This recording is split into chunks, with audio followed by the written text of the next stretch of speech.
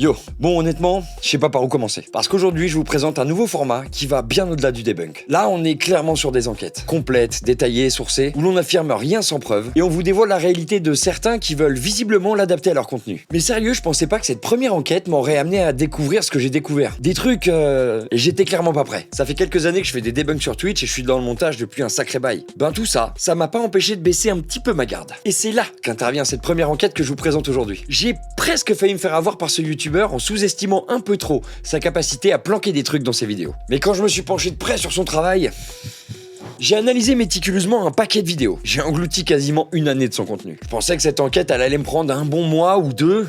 Ça m'en aura pris 10. Je te demande pardon? 10 mois, ouais. Parce qu'à chaque fois que je termine une de ces vidéos, je me disais putain non, il a pas osé. Et je me suis retrouvé à passer en revue 38 vidéos d'enquête pour analyse. Et quelques autres pour vérifier si les contradictions qui me semblaient parfois évidentes l'étaient réellement. Et là, un nombre impressionnant de choses allant du petit détail jusqu'aux mensonges les plus aberrants. Chaque vidéo m'a permis d'affiner mon regard sur ces divers comportements au sein de ses enquêtes. J'ai pu étudier ses façons de procéder, comment il raisonne, quel protocole il met en place, comment est-ce qu'il fait ses enquêtes. Et surtout, est-ce que les histoires absolument tragiques qu'il raconte sans arrêt sont bien réelles? Des légendes locales? Ou tout simplement une histoire totalement inventée, pas toujours bien construite au passage, mais qui selon lui donne du crédit à son contenu. Chacun est bien sûr libre de se faire sa propre opinion. Moi, je veux juste vous filer quelques pistes de réflexion supplémentaires dans votre balance de l'objectivité. Je vous demande pas de me croire, ni même d'être d'accord avec ce que je dis. J'encourage toujours les gens à faire leurs propres recherches, comme je le fais moi-même. Par contre, les preuves, elles sont absolument indiscutables. Et elles sont nombreuses. Je veux dire, vraiment nombreuses. Et c'est là que ça va se corser un petit peu pour notre enquêteur du paranormal, j'ai nommé Projet 51. Le dossier qui pèse lourd, très lourd. Genre vraiment très lourd. Allez, chope-toi un truc à manger, à boire, ce que tu veux. Prends ta meilleure place. On y va. 51 nuances de fake.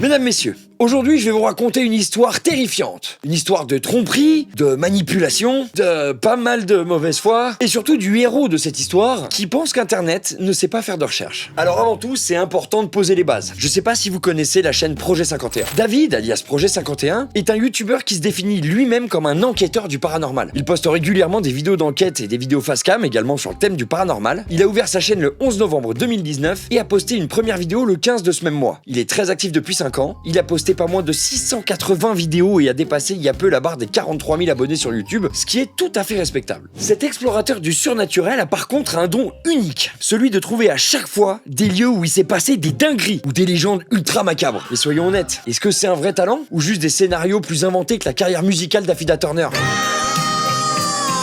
C'est pour ça qu'il me paraît primordial de revoir ensemble ce qu'est la définition d'une enquête. Une enquête est une opération qui a pour but la découverte de faits, l'amélioration des connaissances ou la résolution de doutes et de problèmes. Concrètement, il s'agit d'une recherche poussée d'informations avec le but de l'exhaustivité dans la découverte des informations inconnues au début de l'enquête et parfois la volonté de publication des informations collectées. Alors, je vais insister un tout petit peu sur la formule recherche poussée d'informations parce que vous allez voir que ça semble pas du tout faire partie du vocabulaire de David et encore moins de son procédé habituel. On attend d'un bon enquêteur qu'il fasse des recherches approfondies. Dans le cas qui nous intéresse ici, il y a un petit problème qui est quand même assez récurrent. Le manque d'informations sourcées sur les lieux où il se rend. C'est notamment le cas ici. Je suis arrivé sur le lieu et c'est une ancienne abbaye. Je connais rien de cette abbaye.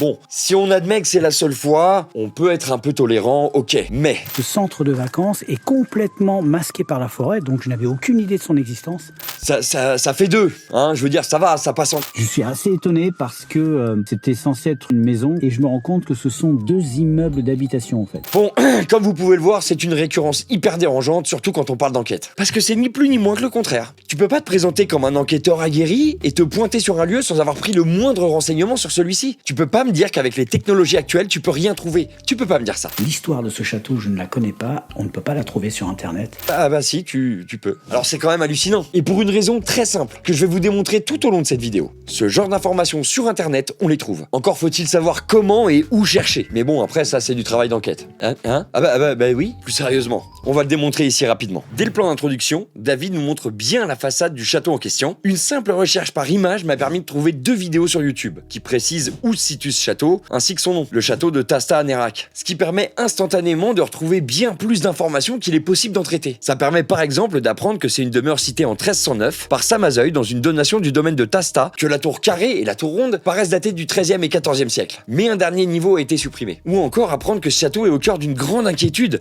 pour l'association Rénover un château et sa cofondatrice Anaïs Poirier qui déplore l'impossibilité d'entreprendre des travaux sans l'accord du propriétaire, un vieil homme de 92 ans résidant en Allemagne. Argument qui se vérifie lorsqu'en bon enquêteur que l'on est, on fait une demande légale et gratuite de cadastre afin de connaître le ou les propriétaires du lieu, et ce cadastre, on l'a. Les informations de la presse sur ce lieu sont bel et bien exactes. Et on n'est pas sur le darknet les gars là, on est sur des informations publiques, disponibles et consultables en ligne. Mais bon, visiblement, tout ce que je viens de vous montrer là, on peut pas le trouver sur internet. Alors quand on est enquêteur, l'idéal c'est d'avoir ce qu'on appelle du matériel de précision pour permettre des expériences fiables et incontestables. Spirit Box. C'est faux. Ça sert à ce qu'on appelle la TCI Water. Il suffit de mettre de l'eau dans un récipient et ensuite on vient manipuler l'eau, la bouger. Et là, une fois que l'eau est en mouvement, on prend des photos pour voir s'il y a des visages qui se révèlent. Ensuite, on arrive à mes boules à chat. J'ai 3 boules à chat, voilà. Hein? Capteur de son lumineux. Bon, vous l'aurez compris, aujourd'hui on a un gros dossier. On va plonger dans les entrailles de cette chaîne et faire ce pourquoi nous sommes là. Bienvenue dans une vraie enquête.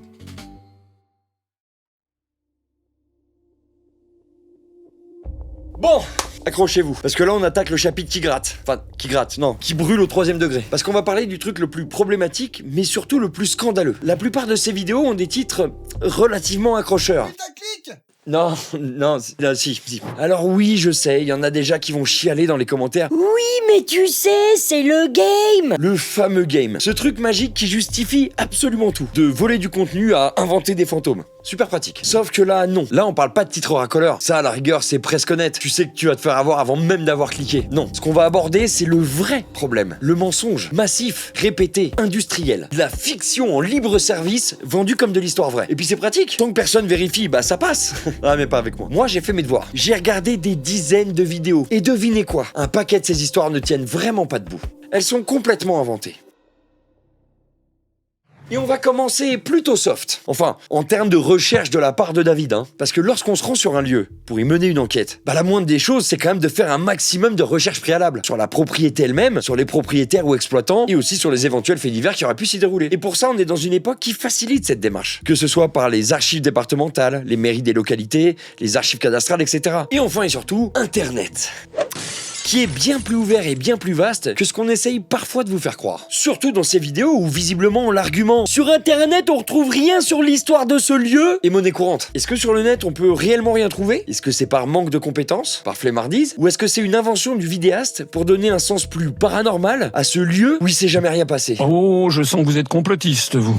Oui, ça fait pas très vendeur le cas échéant. Mais je trouve que c'est pas complètement démesuré de trouver que c'est déjà très mauvais signe en termes de protocole et que c'est pas commun un tel manque de travail pour une enquête. Comme par exemple ici, où David se prépare à se rendre sur un lieu pour une investigation. Pour ma nouvelle exploration, je ne sais pas vraiment ce que c'est. C'est vraiment quand je serai là-bas, parce que mon contact m'a dit un petit peu à quoi ça ressemblait. Mais lui-même n'en est pas sûr. Ce qui est sûr, c'est qu'a priori, il est possible d'y accéder. Donc, si on résume, ni lui ni son contact n'ont réussi à trouver d'informations après avoir découvert ce lieu. Perso, j'ai un autre avis. Pour moi, il y a juste pas de recherche. Pourquoi? Eh ben parce que moi, j'ai trouvé beaucoup de choses. Ouais, c'est bizarre, ouais. Surtout que moi, je connaissais pas le lieu à la base. Mais bon, spoiler alerte, je l'ai retrouvé. Comme à peu près tous les lieux qu'on va traiter dans cette vidéo, mais bref, c'est pas le sujet. Un petit rappel que je fais souvent sur mes live Twitch. Un lieu inoccupé ne veut pas dire abandonné. Rien n'appartient à personne, même si le toit s'effondre, même si les murs se cassent la gueule et que les rats ont créé une start-up dans la cave, juridiquement, ça appartient toujours à quelqu'un. Donc non, ça vous donne pas le droit d'y entrer. La loi est très claire là-dessus, c'est une violation de propriété privée. Et quand vous pénétrez dans une maison ou un bâtiment, même avec une porte qui a été éclatée il y a 2 ans, c'est de l'entrée par effraction. Point barre. Mais bien sûr, chacun est libre de faire comme il l'entend. C'est pas mon problème pour être honnête, je suis pas votre daron. En revanche, quand un proprio découvre sa baraque sur YouTube avec littéralement un tuto sur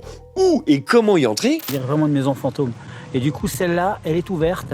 Ah, il y a moyen qu'il apprécie pas trop, qu'il demande à YouTube de faire interdire et retirer cette vidéo, autrement dit un strike, voire même qu'il porte plainte pour les différents motifs qu'on vient de voir juste avant, et que vous vous retrouviez face à un juge. Alors je comprends que ça participe à l'excitation de l'expédition, mais gardez tout de même à l'esprit que La fenêtre était déjà pétée quand je suis entré. n'a jamais été un argument valable devant un tribunal. Pour ce premier lieu, David a laissé pas mal d'indices qui permettent facilement de retrouver l'endroit, comme par exemple la sortie d'autoroute qu'il prend, ou encore mettre bien en évidence le portail d'une telle propriété, quelques plans à l'extérieur,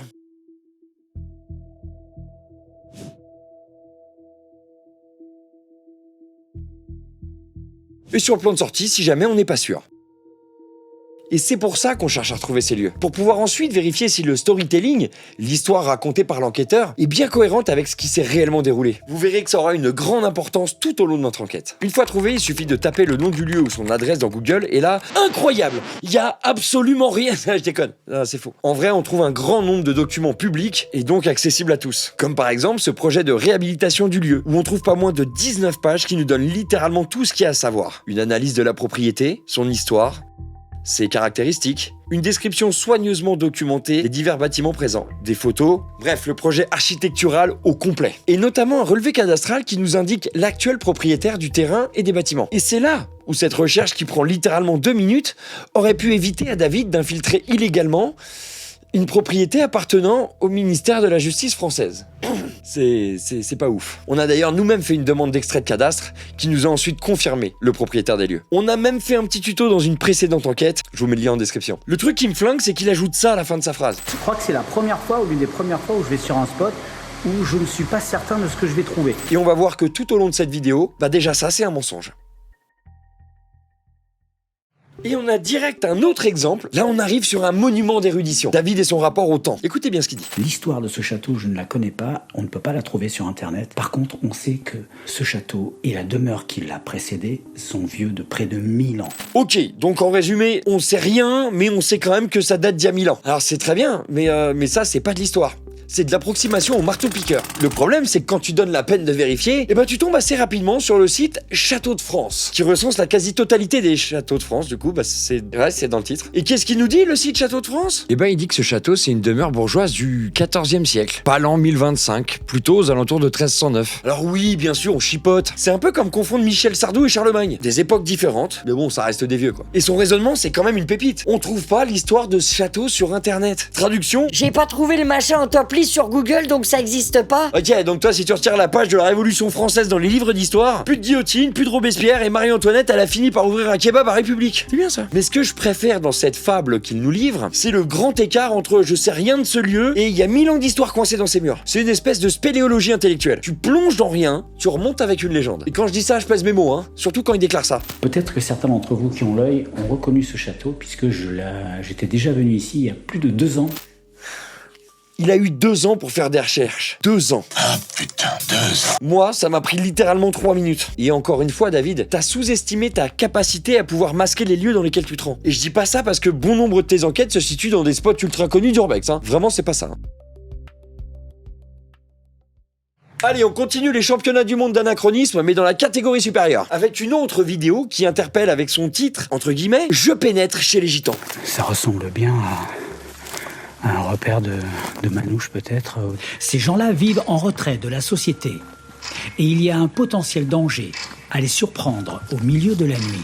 Parce que visiblement, 2 bâches et 3 bagnoles en rade, ça suffit pour refaire toute la sociologie de la région. Ouais, bravo l'analyse. Ensuite, on attaque le lourd. Donc ce château, en son temps, a survécu à des guerres médiévales. Alors, petit détail qui peut avoir son importance. Une fois de plus, le château est assez simple à identifier. Et devinez ce qu'on trouve sur la fiche de ce dernier. Le château a été construit en 1870.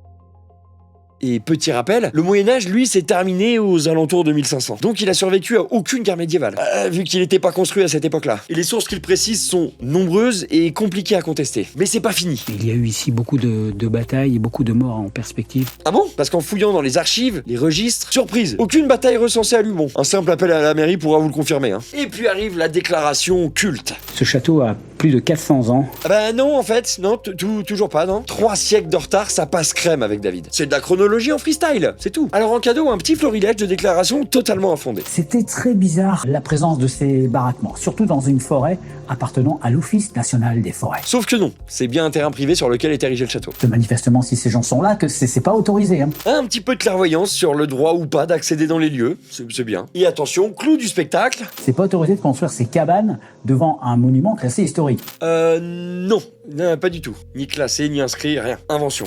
Toutes ces habitations construites autour, ça inspire pas confiance. Le problème, c'est qu'il n'y a aucune habitation à 400 mètres à la ronde. Encore un détail inventé pour rien. Et le meilleur pour la fin. C'est très compliqué parce qu'il y a tellement de châteaux en France que tous ne sont pas répertoriés. Alors si, justement, celui-là, il est répertorié. Mais bon, il y a du progrès. Ouais, David reconnaît qu'il a rien trouvé. Mais à peine une minute plus tard... Alors je sais que dans ce château, il y a eu des prisonniers qui ont été exécutés. Mais bordel, mais il est sur d'où les prisonniers? C'est quand même hallucinant de passer d'un vide total d'informations à une telle précision en moins de 40 secondes. Alors bref, pour résumer, on a ce château qui est construit en 1870 pour la famille Pervers. Sans guerre, sans bataille, sans exécution, Sans patate. pas classé monument historique, mais malgré tout répertorié et qui est une simple propriété privée. Mais qui, sous la plume de David, devient tout à coup un camp de manouche dans un château vieux de 400 ans, théâtre de guerre médiévale et d'exécutions sanglantes. Ouais, non. À ce niveau-là, c'est même plus du storytelling miteux, c'est du mythoman building.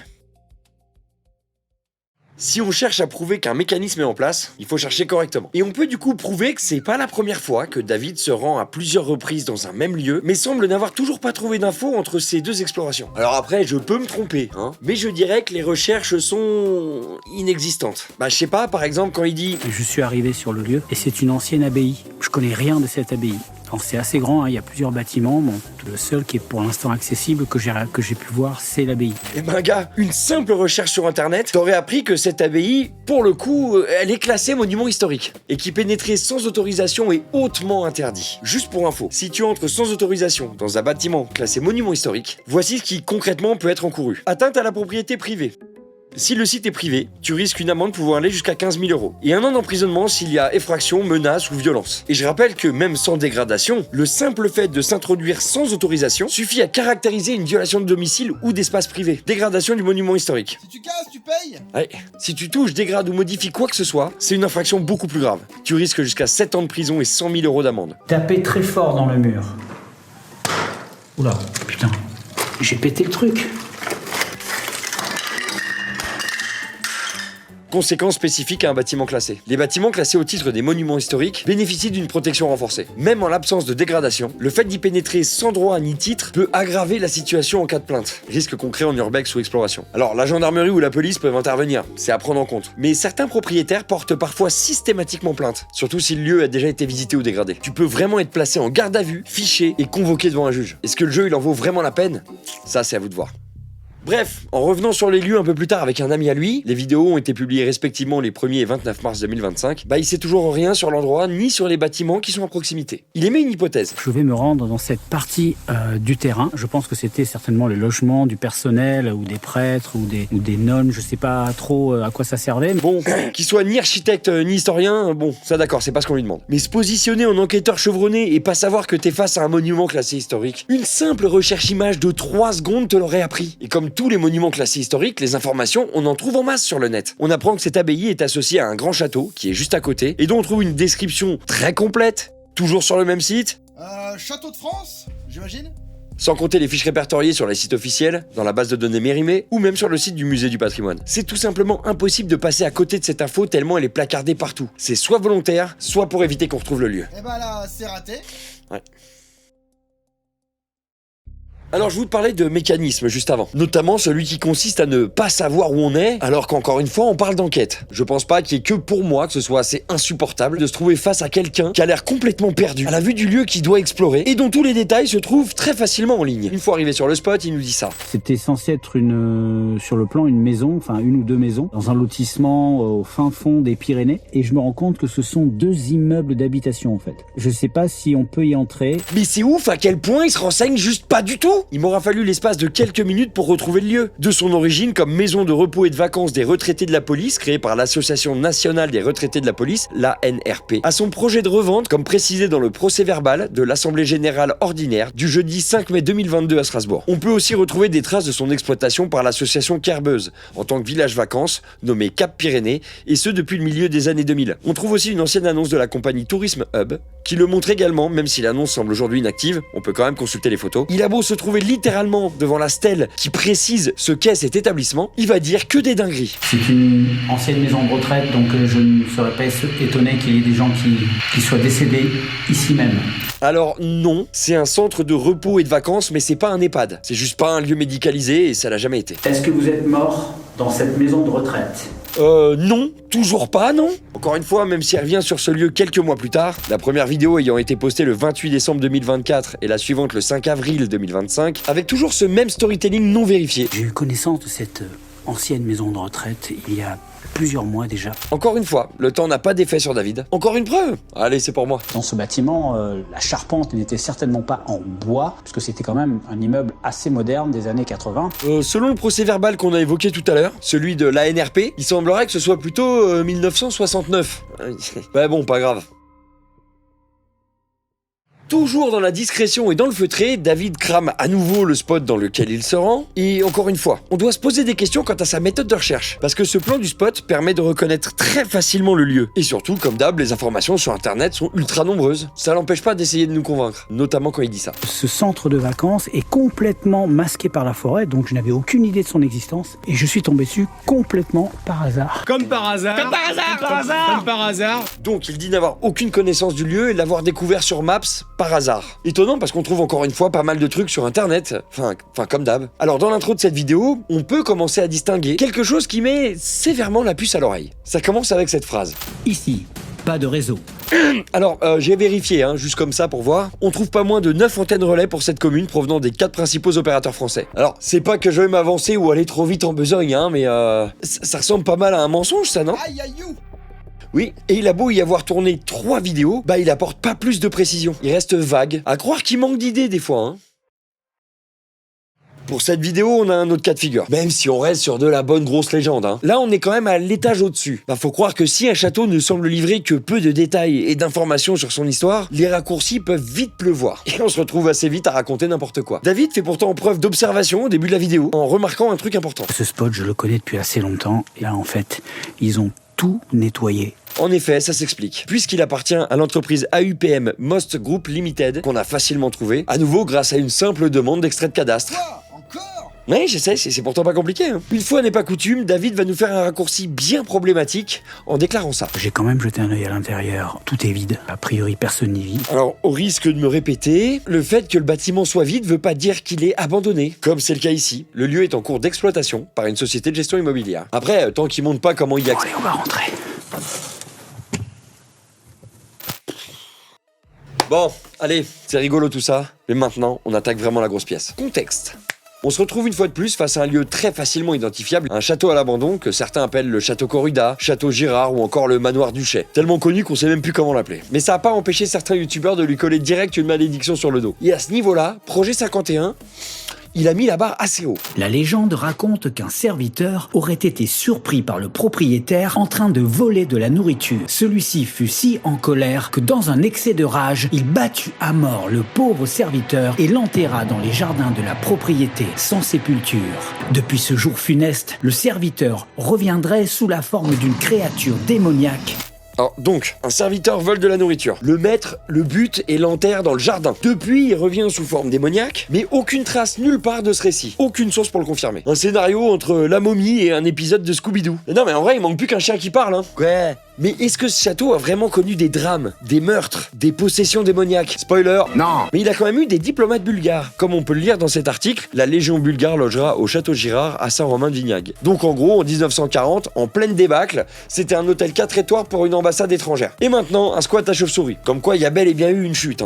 On trouve ce château sur une carte postale datée de 1900-1905. À l'époque, il est déjà là, bien installé, avec ses murs symétriques, ses fenêtres ordonnées. Son style bourgeois viticole est bien carré. Et puis, comme je vous l'ai dit, bon nombre de photos se trouvent retrouve à la pelle sur différents sites. Pas de créneau, pas de meurtrière, pas de tour de guet. En gros, c'est pas Poudlard. C'est surtout une belle maison, avec une cave et un pressoir. Le tout en plein cœur des vignes. Bref, un énième château qui fabriquait du pinard. Ouais, c'est pas mal. Ouais, c'est beau, ouais, j'aime bien. Alors, d'où elle sort cette histoire de serviteur enterré dans le jardin? Je vais vous le dire, de nulle part. Aucun fait divers local, aucun récit ancien, aucun acte notarié, rien, nada, que dalle. Mais bon, c'est pratique à raconter, hein. C'est du folklore préfabriqué. Mais est-ce que ce genre d'histoire a déjà existé quelque part? Oui, dans les contes, dans des légendes du folklore européen. Il existe des variantes de domestiques punis, de malédictions, d'âmes damnées, sauf qu'on les retrouve beaucoup dans les récits oraux des 17e et 18e siècles. Rarement sur des domaines construits après 1850. Ce lieu, il parle pas de démons. Il parle d'un terroir viticole, de diplomatie de guerre, d'abandon rural. Ça parle de ces bâtisses trop grandes pour leur époque. Mais pour ça, faut ouvrir un cadastre, pas une spirit box.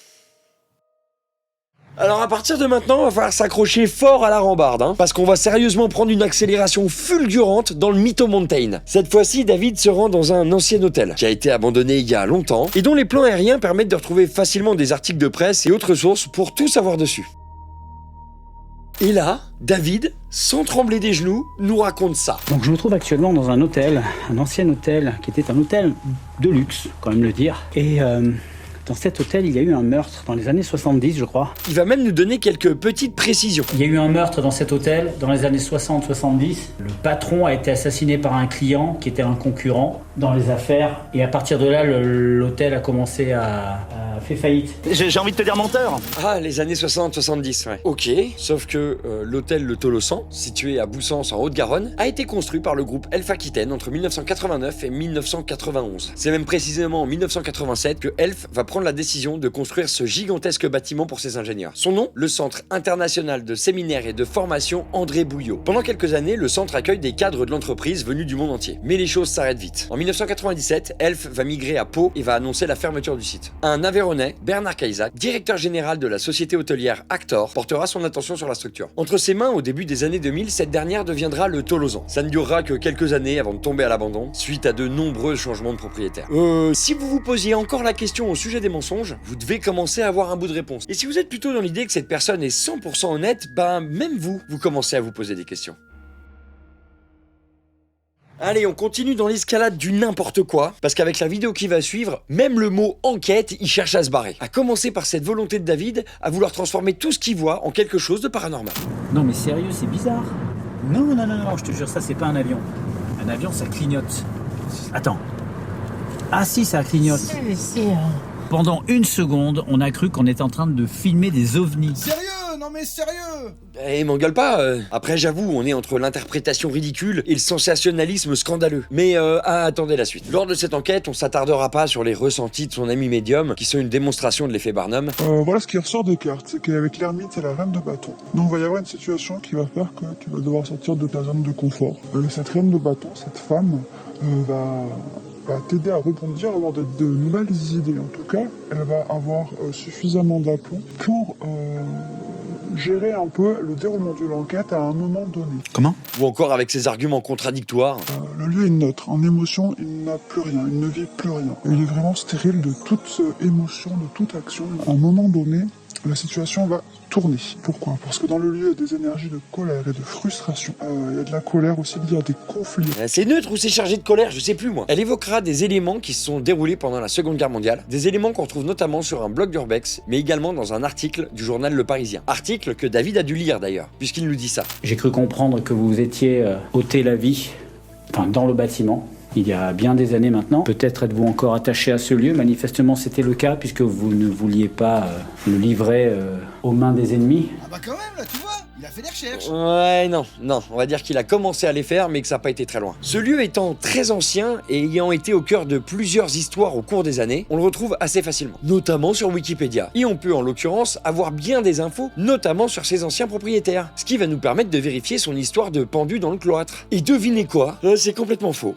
Ouais, vous avez bien entendu. Pourtant, même ChatGPT trouve cette information quand on lui demande. Mais quand on dit à ChatGPT qu'on a fait aussi des recherches de notre côté, et que d'autres sources que Le Parisien ou un blog d'Urbex sont disponibles, et qu'en plus, elles semblent plutôt fiables, ChatGPT le constate et le confirme. Il nous aide même à affiner le profil de la personne recherchée. Pensez à pas trop vous reposer sur les premières réponses que vont vous donner les IA. Il y a une marge d'erreur, et rien ne vaut des recherches croisées. Et les vraies recherches, elles permettent de trouver des informations sur ce fameux couple de propriétaires. Arthur Leopold Weiswiller né le 14 juin 1877 à Ville d'Avray, était un banquier français, collectionneur d'art et mécène. Il a notamment fondé l'école Maïmonide en 1935, la première école secondaire juive de France. Il a également été membre du consistoire central israélite de France et il est décédé le 15 octobre 1941 à Antibes, dans sa villa l'Altana, située sur les hauteurs de la ville. La villa l'Altana est notable pour avoir été décorée par l'artiste Raoul Dufy en 1928-1929.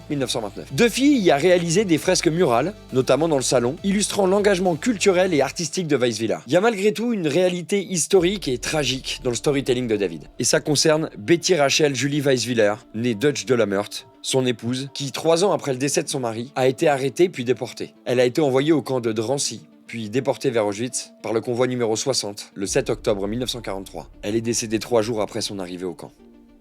Vous l'aurez compris, la quasi-totalité du storytelling de cette vidéo est un mensonge, du titre jusqu'à la réalisation. David, notre historien en chef, nous dit ensuite ceci. Mais c'était un cloître, et ce cloître, il existe depuis les années 1900 et quelques, je connais pas la date exacte. Mais dans la description de cette vidéo, tu nous marques tranquillement. Nous sommes de retour pour l'exploration d'un cloître vieux de 200 ans. Il sait même plus ce qu'il dit ou ce qu'il fait, tellement il semble s'en foutre. Et ça dure tout le long de cette interminable vidéo. Je sais pas parce que je sais que il y a eu quelqu'un qui s'est donné la mort ici que je sens que c'est super lourd, quoi.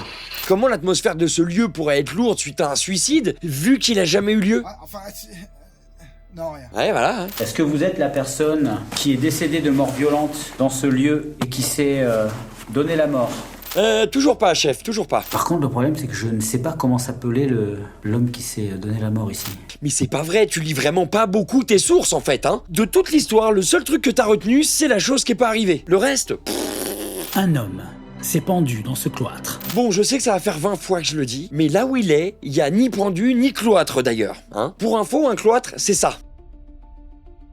Donc bon, ça commence à faire un peu beaucoup, là. Je sais que l'ex-propriétaire a mis fin à ses jours ici. Ah bah non, mais tu vas pas t'y mettre, déjà qu'il s'entoure pas toujours bien. June ignorait complètement qu'on allait explorer un cloître. Ben normal, il y en a pas. Rien de tout ça n'existe dans les nombreux documents disponibles partout en ligne. Elle part d'un hôpital sur le même terrain. Ah ouais? C'est bizarre parce qu'il y a aucune source historique fiable qui confirme ça. Donc bon, laisse tomber.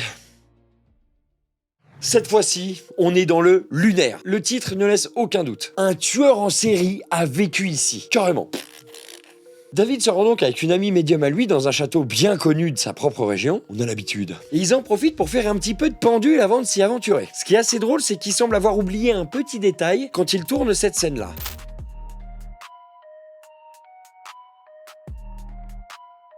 Et oui, comme on l'a déjà démontré lors d'une enquête sur Anton Action Paranormale que l'on a fait lors d'un CQFD sur Twitch, si on regarde de très près le bracelet de la médium, eh bien on s'aperçoit que le petit pendentif accroché dessus bouge tout autant que le pendule. Par conséquent, c'est son bras qui bouge et qui imprime le mouvement au pendule. Mais c'est pas le sujet. Et surtout, ils vont y croiser un duo de chasseurs de fantômes plutôt cocasses, qui vont leur raconter une histoire de malade au sujet du château. Bon, comme c'est pas eux le sujet, et que je veux rester dans les conditions du fair use, au vu de la longueur de la séquence, je vais vous faire un rapide résumé de l'histoire avancée par ces deux gars, et je vous préviens, ça part loin. Donc, nos deux experts du paranormal évoquent un certain Peter Dupas, ressortissant australien, héritier visiblement de plusieurs châteaux en France, dont celui-ci. Et il est accessoirement aussi tueur en série, tranquille. Il aurait tué plus d'une vingtaine de personnes entre l'Australie et la France, dont 5 femmes ici même, qu'il aurait, accrochez-vous, enfermé plusieurs semaines dans des caves, puis ensuite il les a tuées, puis emmurées après leur avoir coupé un sein chacune en guise de totem. Depuis, les corps auraient été enlevés, on sait pas par qui. Toujours selon eux, Peter Dupas serait toujours vivant et incarcéré à la prison de la Santé à Paris.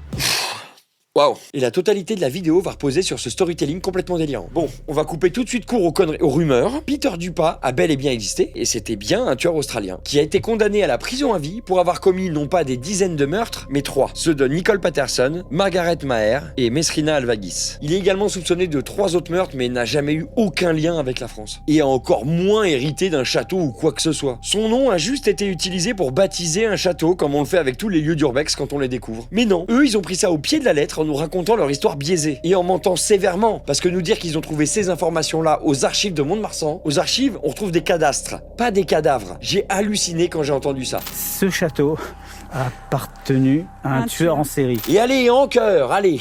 Un peu plus tard, David pose cette question à l'écran.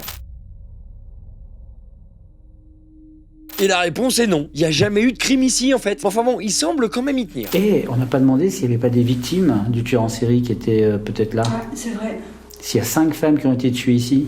Selon moi, ça ressemble pas mal à de la mauvaise foi quand même, hein. Mais il ajoute ça. Donc est-ce que le château est habité? Alors s'il y a eu une histoire aussi dramatique avec 5 crimes... Ben ça aurait été couvert dans la presse. Surtout que Peter Dupas c'est un contemporain. Donc c'est déjà n'importe quoi d'oser raconter un truc pareil. Mais c'est pas fini. David continue sur la lancée du storytelling mensonger. Peut-être que c'est quelqu'un qui n'a pas obtenu justice de son vivant. Et quand on connaît l'histoire, un tueur en série, des meurtres, justice ne lui est pas rendue, une âme en errance, ça colle. C'est non. Et cette fois-ci, on a le droit à un plot twist éclaté contre un bus. Il attend la fin de la vidéo, littéralement dans la toute dernière minute des 1h31 que dure sa vidéo, pour nous dire qu'il a finalement, par acquis de conscience, fait des recherches sur un Peter Dupin, mais qu'il a rien trouvé. Et que par contre, sur Wikipédia, il a retrouvé la trace d'un certain Peter Dupas, et il nous explique que ce dernier purge une peine en Australie. Sauf que Peter Dupas est mort en 2023, un an avant ta vidéo. Putain, même ça, il l'a pas. Même ça, il l'a pas.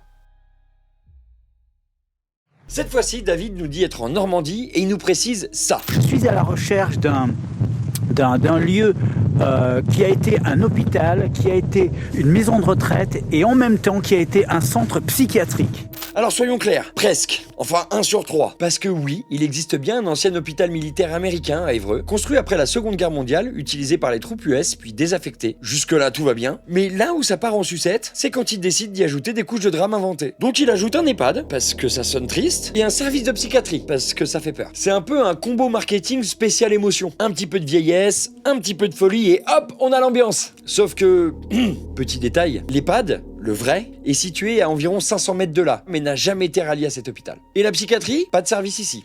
En tout cas, selon la mairie d'Évreux que j'ai contacté, le seul établissement psychiatrique historique, c'est l'hôpital de Navarre, actif jusqu'au début des années 1900. Et plot twist, c'est précisément celui-là dont la médium parle dans la vidéo, en le confondant avec le lieu où ils sont. Ah, c'est con, hein. Donc bon, pour résumer, ils sont pas dans le bon hôpital, mais ils décident quand même d'aller discuter avec les fantômes des mauvais patients. C'est du spiritisme géographique, hein. On n'est pas sur le bon site, mais les entités vont faire le déplacement. Dès le début, David déclare ça. Là, il y a des entreprises qui sont complètement ouvertes, hein. Enfin là, elles sont fermées ce soir, mais voilà, elles marchent, voilà, elles sont en fonctionnement. Alors non, David, c'est même écrit en gros absolument partout. IFSI, Institut de formation en soins infirmiers. C'est pas des entreprises, c'est une école d'infirmiers. On aurait du coup plutôt envie de dire que l'enfer, c'est pas les fantômes, hein, c'est les révisions quoi. Non, je sais pas. Ensuite, il trouve des grilles aux fenêtres et bien évidemment, il en tire des conclusions dignes d'un roman de gare. Parce qu'il y a des grilles. Et c'est souvent dans les hôpitaux psychiatriques où il y avait des grilles comme ça. Je ne crois pas me souvenir que dans un hôpital classique, il y ait des grilles. Ah bah oui, logique implacable. Des grilles égale psychiatrie. Donc, si tu trouves des barreaux à ta fenêtre, appelle vite ton psy, t'habites dans un asile. Bon, en fait, on est juste sur des grilles anti-intrusion qu'on trouve d'ailleurs sur la totalité des bâtiments dans le coin. Il enchaîne avec une envolée lyrique. Je crois qu'il n'y a rien de plus lugubre qu'un hôpital abandonné. Bien plus qu'un château ou qu'un... Parce que les hôpitaux, ce sont des lieux de souffrance. C'est beau, hein, poétique presque. Manque un violon derrière. Sauf qu'il n'y a pas de source, pas de trace, pas de preuve de ce que t'avances. La mairie le contredit littéralement. C'est juste un script à l'eau de rose macabre. Ensuite, son ami l'emmène dans le couloir des retraités. Sauf que, il a jamais existé quoi. Il y a pas d'EHPAD, il y a des couloirs, mais il y a pas de retraités. Juste une rangée de salles de soins désaffectées et beaucoup d'imagination. D'ailleurs, on dirait que sa collègue, elle se renseigne de la même manière que lui. Puisque dans une vidéo qu'elle tourne en parallèle pour sa propre chaîne, qu'elle publiera d'ailleurs le 11 janvier 2025, elle tente un move plutôt osé. Non seulement on constate que les deux couloirs n'ont rien à voir, mais on notera aussi que la photo utilisée a été retournée et passée sous un filtre sépia, comme le prouve l'original qui est en fait une prise de vue de l'hôpital militaire de Neuilly. C'est pas elle non plus le sujet, mais enfin bon, puis après, ça continue crescendo quoi. Les termes psychiatrie et EHPAD sont lancés, donc on va les utiliser beaucoup. En fait, là où on est là, c'était la zone psychiatrique. Je suis toujours dans le service psychiatrique. Je me déplace encore dans le service psychiatrique. Dans ce service psychiatrique, j'ai été hospitalisé dans ce service psychiatrique. Un hôpital psychiatrique. Il y avait une éternité que je voulais faire un hôpital psychiatrique. Je connaissais l'histoire du lieu, centre psychiatrique, hôpital, maison de retraite.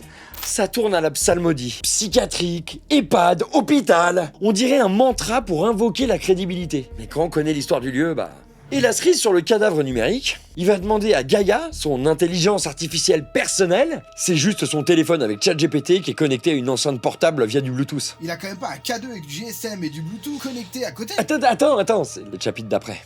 Donc, est-ce que tu penses, d'après tes connaissances, qu'il est dangereux de provoquer des esprits qui sont morts dans un hôpital psychiatrique. Bon bah déjà c'est toujours pas un hôpital psychiatrique, hein. Et ensuite, si ta source spirituelle c'est un assistant vocal, bah on n'est plus dans le paranormal. On est dans l'appel à un pote imaginaire sous stéroïdes électroniques. Franchement, hein, si demain Siri me dit qu'il y a un poltergeist qui est dans ma salle de bain, je désinstalle iOS direct. Mais t'es sur Android?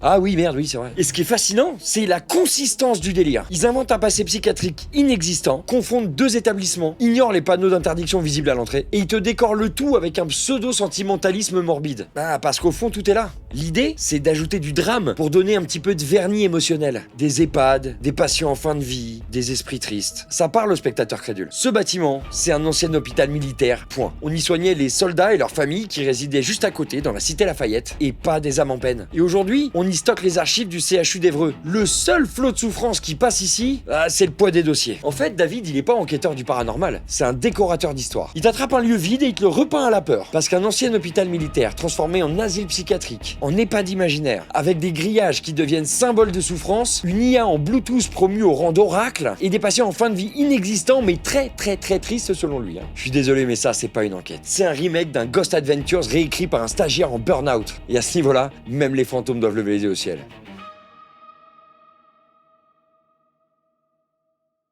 Dans ce nouvel endroit, j'avoue que je suis pas mal surpris par la tentative mensongère abusive à laquelle on va assister. Car le lieu en question est non seulement très facilement identifiable, et donc son histoire aussi, mais là, il appartient à un domaine viticole qui est encore en activité et qui est détenu par un gros groupe. On écoute ce qu'il va nous dire sur le lieu. C'est une maison qui date du début du siècle. Bon bah encore une fois, 3 secondes de recherche, ça aurait pu éviter une approximation historique. Je vais surprendre personne avec mon protocole d'enquête. Château de France. On peut rien lui cacher. Résultat, 1727. On n'est pas exactement au début du siècle, ni même de celui d'avant d'ailleurs, mais bref. Cette fois-ci, on explique que ce lieu aurait visiblement servi de lieu d'emprisonnement durant la Seconde Guerre mondiale. Faut savoir que c'est un château qui a été pendant la Deuxième Guerre mondiale le théâtre. On ne sait pas si c'était le théâtre d'atrocités, mais en tout cas, on sait qu'ici, sur le terrain où je me trouve, étaient faits prisonniers les récalcitrants des différents villages aux alentours qui ne voulaient pas obéir aux Allemands. On va faire simple. Encore une fois, on a appelé la mairie pour savoir s'il y avait des traces de cette histoire. Non, aucun événement de ce type n'a eu lieu dans cette commune ou aux alentours. Encore une fois de plus, un joli conte qui associe les atrocités de guerre et des morts en série permettant de justifier des potentiels contacts avec des entités. Alors qu'à la base, l'histoire est totalement fausse et complètement inventée. Et ce, en connaissance de cause. Mais il faudra pas attendre bien longtemps pour que David nous inflige ceci. Je répète, est-ce que vous êtes mort dans cette maison ?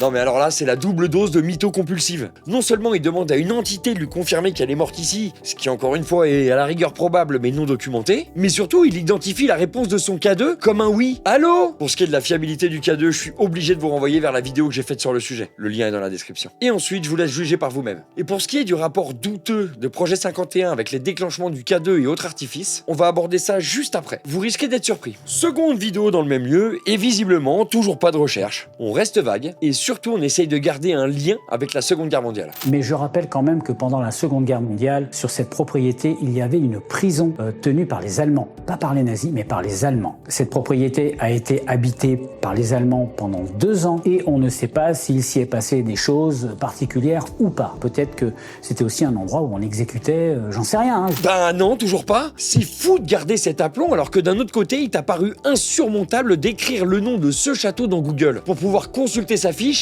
et aussi la presse locale et les archives. Quoique, on oublie aussi les manuels d'histoire, parce que lors de cette 3e visite, on pourrait se dire, bon, cette fois-ci, il a dû faire un minimum de recherche, non ? Bah non, que dalle. Pire même, le combo David et sa médium va littéralement nous livrer une masterclass d'absence de travail. De cette constance à préférer les histoires sorties de nulle part, toutes bonnes à capter un audimat déjà presque acquis et qui dans leur grande majorité ne doutent pas de la parole de leur créateur favori et par conséquent ils ne vérifient pas ces fameuses informations. Vous en faites pas, on va le faire pour vous. Notamment avec cet argument fort. Sa médium, équipée de l'infaillible pendule, dont on a vu tout à l'heure l'influence qu'elle pouvait lui donner, elle nous livre ses ressentis. Et vous commencez à comprendre que c'est jamais bon signe. Encore une mauvaise idée quoi. Alors, j'ai commencé par le pendule. Alors j'ai demandé s'il y avait des choses un peu à savoir sur le château, des prénoms, etc. Et en fait, il m'a sorti Louis. Bizarre, le château me semblait plus récent que ça. Alors j'ai demandé, écoute, dis-moi, donne-moi peut-être un chiffre relié au Louis, ou quelque chose en tout cas. Tiens. Peut-être en me dessinant avec le V et les I, les lettres romaines, etc. Et il m'est resté bloqué sur le N. Et le N, je me dis, c'est bizarre quand même. Alors je compte les lettres, et là, c'était le 14. C'est la 14e lettre de l'alphabet. Bon, déjà, premier souci, elle demande au pendule un nombre. Et puis finalement, ça lui donne une lettre, en l'occurrence le N. Elle transpose ça à sa position numérique dans l'alphabet, et elle en déduit le chiffre 14. Ouais, bon, tu sais quoi, je vais pas relever. Ah, tu viens de le faire. Ah oui, c'est vrai, je fais même plus gaffe. Mais attendez, parce que le meilleur arrive quand même juste après. Donc Louis XIV. Je me dis, bon, c'est bizarre quand même. Donc j'en demande un peu plus et il m'a dit qu'il quittait là-bas. En fait, il était venu dans la région et ce château semblerait être un endroit où il pouvait s'arrêter. Cette fois-ci, c'est littéralement Louis XIV qui s'est arrêté dans ce château lors d'un passage dans la région. Super. Mais on a encore un gros problème là. Je rappelle que le château, il a été construit en 1727 et que le roi Louis XIV est mort en 1715. 12 petites années avant la construction du château, quoi. Et le pire, c'est que David, il semble pas du tout réagir à cette déclaration. Alors que quelques semaines auparavant, lors de son premier passage dans le château, il situait la construction de ce dernier au début du siècle. Faut quand même pas être fâché avec la chronologie pour la tenter, celle-là. Ensuite, la médium tente de nous mettre sur le chemin d'un passé un peu flou, avec plein de secrets. En revanche, pour ce qui est de l'histoire du château, ici avec mes cartes, il semblerait que dans le passé, ce château était un lieu où il pouvait se dérouler des apprentissages, beaucoup de papiers aussi. Ensuite, ce lieu a dû changer. Il est passé d'un lieu plus ou moins administratif pour régler des affaires, à un lieu tenu par une femme. Et cette femme, elle, par la suite, a dû vendre ce château, d'après mes cartes. Dans son histoire, au château, ce n'était pas d'abord un lieu viticole, mais un château qui était là à des fins administratives. Ce n'était pas en premier lieu un château viticole. En fait, la médium semble indiquer que la demeure n'était pas destinée à l'exploitation viticole, alors que tout l'indique, surtout quand on s'y intéresse un peu. Je vous montre. En fait, la forme du château Bertranon est caractéristique d'un domaine viticole du XVIIIe siècle, pour plusieurs raisons, notamment architecturales et fonctionnelles. Voici les éléments clés qui expliquent en quoi cette configuration reflète la vocation viticole du domaine. Plan en U, ou en fer à cheval. Le château présente un corps central flanqué de deux ailes perpendiculaires qui forment un plan en U. Ce plan permet une hiérarchie fonctionnelle entre la résidence du maître, au centre, et les bâtiments d'exploitation. Une cour intérieure facilement accessible, souvent utilisée pour les activités agricoles, une surveillance facile des activités viticoles depuis le logis principal. Différenciation entre espace résidentiel et agricole. Le corps central, avec un étage carré et un toit en pavillon brisé, est clairement dédié à la résidence bourgeoise. Les ailes latérales sont souvent plus basses, fonctionnelles, et abritent les chais, lieu de vinification et d'élevage du vin. La médium le remarque d'ailleurs, ça. Je pense que c'est un chai. Cette disposition permet de centraliser la production viticole tout en affirmant un certain statut social du propriétaire. Autonomie et efficacité. La présence d'un puits daté de 1727 au sein même de la cour est révélatrice de la volonté d'assurer une autonomie hydraulique essentielle pour les besoins du domaine. Nettoyage des cuves, irrigation, etc. L'organisation spatiale facilite les circulations du vin, des hommes et des outils autour du cœur de l'activité, la vigne et sa transformation. Positionnement stratégique dans le paysage viticole. Le château est situé sur une pente exposée sud-sud-ouest, typique des implantations viticoles. Favorise l'ensoleillement des vignes, permet un drainage naturel des sols, offre une vue dégagée sur la vallée de la Garonne, souvent signe d'un prestige social, mais aussi pratique pour la logistique fluviale. Bref, au tableau des scores de ce château, on a des datations fantaisistes, une histoire de prison et de sévices qui tombe en miettes dès lors qu'on se renseigne. On apprend aussi qu'il aurait été un lieu administratif, ce qui est faux. On a aussi l'histoire d'une femme qui l'aurait revendu, mais bon, ça c'est absolument introuvable, et le tout serait hanté par un homme qui aurait soi-disant amené le château à la viticulture. Cette troisième exploration, elle est en contradiction totale avec les deux premières. Et pourtant, il les a tournées au même endroit. Mais évidemment, ça, jamais il en fait état. Jamais il corrige son discours. Jamais il change son storytelling. Enfin, presque. Vous allez voir que des fois, ça part excessivement loin dans le mensonge. J'espère vraiment que vous êtes prêts.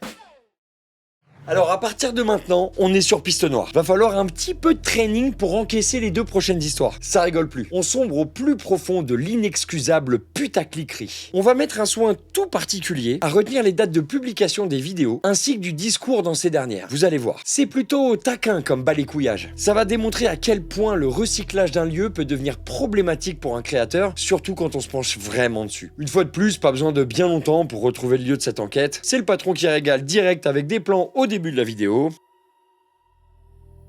C'est presque devenu lassant, ouais. Mais combien utile. Notez que cette vidéo a été publiée précisément le 16 septembre 2024. Il précise d'ailleurs que c'est pas sa première exploration du lieu, qu'il l'identifie comme un hôtel, ce qui pour le coup est vrai. Alors vous allez me dire, bah c'est bien. Ouais, bah attendez 2 minutes. Vous allez comprendre pourquoi cette information, ça le confond complètement. Donc il déambule dans cet hôtel et il précise ça. Ce lieu sera bientôt détruit, je vous ai dit, il va falloir que vous trouviez un autre endroit. Bon bah déjà on verra dans la vidéo suivante qu'il a tourné là-bas, plus d'1 an après, que ça c'était faux aussi. Parce qu'en l'occurrence non, l'hôtel a pas été détruit. Encore une info foirée. Bref, pendant 20 minutes, il se passe que dalle, mais ça semble pas être au goût de notre explorateur du surnaturel. Il se met dans une pièce et il semble tenter de communiquer avec un fantôme. Mais il va effectuer plusieurs manœuvres bizarres qui vont à chaque fois le conduire à regarder à un endroit précis, juste derrière le petit meuble sur la gauche de l'écran, avec ce geste si naturel. Hop là, chauve-souris. Comment je m'appelle, s'il vous plaît? Ça, ce serait pas mal.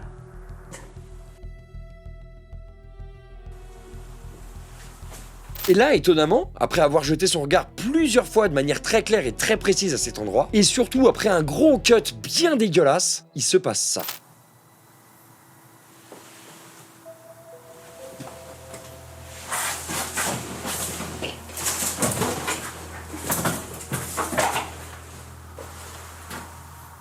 Waouh! C'est de toute beauté. On te tue. Il est neuf ce bouquin. Biblia Satanae. Regardez ça. Ouais. Alors je dois avouer, c'est à peine chelou mon gars. Nous trouver par hasard une Bible satanique flambant neuve pile à cet endroit-là. C'est vraiment incroyable. Mais ça lui permet d'enfin pouvoir nourrir un storytelling et du coup il embraye direct. Ça se trouve, cet hôtel, il est pollué d'énergie satanique. Oui, carrément, bah bien sûr. Non mais, perso, je vais pas vous mentir, et j'imagine que je suis pas le seul, mais je suis atterré par cette scène. Mais le réel scandale, lui, il a rien de paranormal. On quitte cette vidéo de septembre 2024 pour nous rendre sur une vidéo qui a été tournée en live sur sa chaîne le 30 août 2025. Ambiance différente avec un premier titre provisoire, J'enquête sur une scène de crime. Titre qui sera ensuite modifié pour S'ils reviennent, je suis mal. Et la description de la vidéo, elle est super claire. S'ils reviennent, je risque ma vie. Mon enquête la plus dangereuse. Je suis dans un ancien hôpital abandonné. Un homme y a été retrouvé sans vie avec 2 projectiles dans le corps. Un règlement de compte qui a mal tourné. S'ils reviennent, je risque gros. David est à ce moment-là en live et il dit être super stressé. Chose qu'on peut comprendre. Et là, il nous révèle quelque chose de grave qui colle avec son titre et sa description. Je suis un peu stressé pour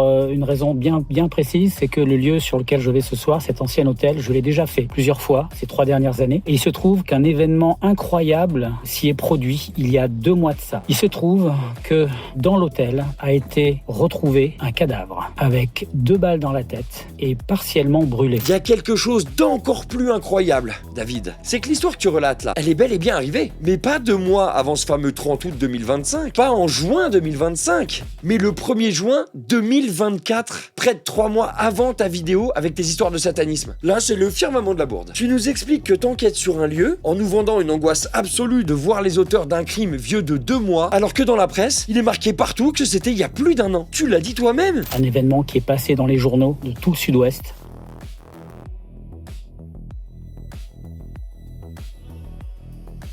Comment on peut passer à côté d'une info aussi cruciale? Comment on peut se gourer de cette façon? Et il a gardé le moral, hein? Parce qu'au moment où je tourne cette vidéo, le replay est toujours disponible sur sa chaîne avec cette description. C'est juste scandaleux. Bref, ça aurait pu être pire, mais je vous ai vraiment gardé le meilleur pour maintenant.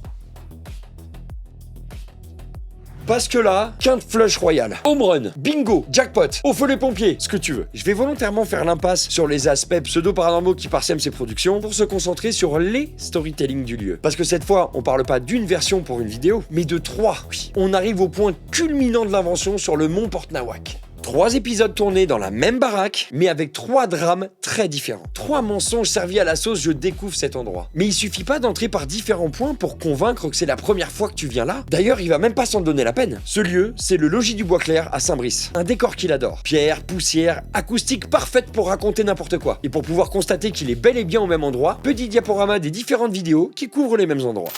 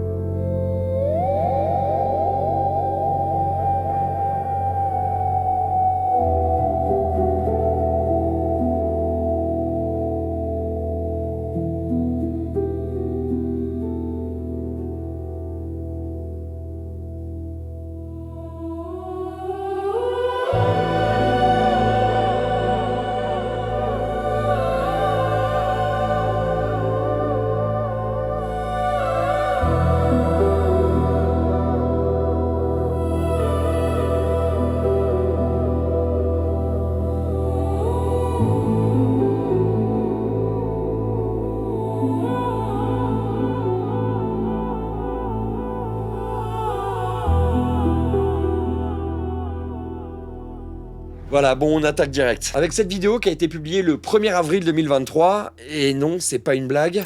Personne ne sait vraiment ce qu'il s'est passé dans cette propriété. Mais ce qui est sûr, c'est que 11 personnes d'une même famille ont été fusillées ici. Nul ne sait ce qu'il advint des corps. Ah bah je vous avais prévenu, hein. 11 membres d'une famille exécutés, les corps auraient disparu et personne ne sait ce qu'il en est advenu. Même pas la presse, les archives départementales non plus, ni la mairie au passage. Personne n'est au courant de cette histoire, à part David. D'ailleurs, il va remettre une couche. Ce lieu a une histoire extrêmement macabre, puisque pendant la Deuxième Guerre mondiale, il y a eu un massacre dans cette maison. On a malgré tout le droit à un petit moment de lucidité quand il nous dit ça. Oh putain, ça a brûlé ici. Ça a brûlé. Belle observation, qui va être importante pour la suite, mais pour le moment, on continue sur l'autoroute du mensonge. Vous avez dû vivre une expérience atroce en étant exécuté dans cette propriété. Bah tu vois, moi ce qui me désole, c'est à quel point t'essayes de faire passer cette histoire pour vrai. En tout cas dans ta première vidéo. Je rappelle qu'il y en a 3. Mais pour celle-là, on reste bien collé au storytelling de base, hein. Vous êtes 11 personnes à être décédées ici, brutalement et injustement. S'il y a un seul esprit des 11 personnes qui sont décédées ici. Et maintenant que le premier décor est planté, passons directement au deuxième décor. Dans une vidéo publiée tout juste 3 mois après, le 15 juillet 2023. Il faut croire que ce délai il a suffi à faire oublier l'histoire des 11 personnes tuées par l'armée allemande. Dès la 4e seconde de la vidéo, on a ça. Cette maison a vécu un drame atroce. 2 personnes sont mortes, brûlées vives. Je voudrais m'adresser au couple qui est malheureusement décédé dans cette maison. Et ouais, vous rêvez pas. Vous avez même parfaitement entendu. Problème, il n'y a jamais eu ni couple ni mort. Il parle à des gens qui n'ont jamais existé. Je vous jure, et c'est pas fini. Nous allons aujourd'hui explorer un lieu où il s'est passé un drame, il y a eu un incendie et 2 personnes sont décédées dans l'incendie. Le mari et sa femme. Les 2 enfants ont pu être sauvés. Ça s'est passé il y a une trentaine d'années. Faux. Mensonge XXL. Oui, il y a bien eu un incendie, sauf que c'était en juillet 2017 et surtout personne n'y est mort. Pas de drame, pas de victime, juste un incendie de squatter. Suffisait une fois de plus de faire une petite recherche dans la presse, comme par exemple avec cet article.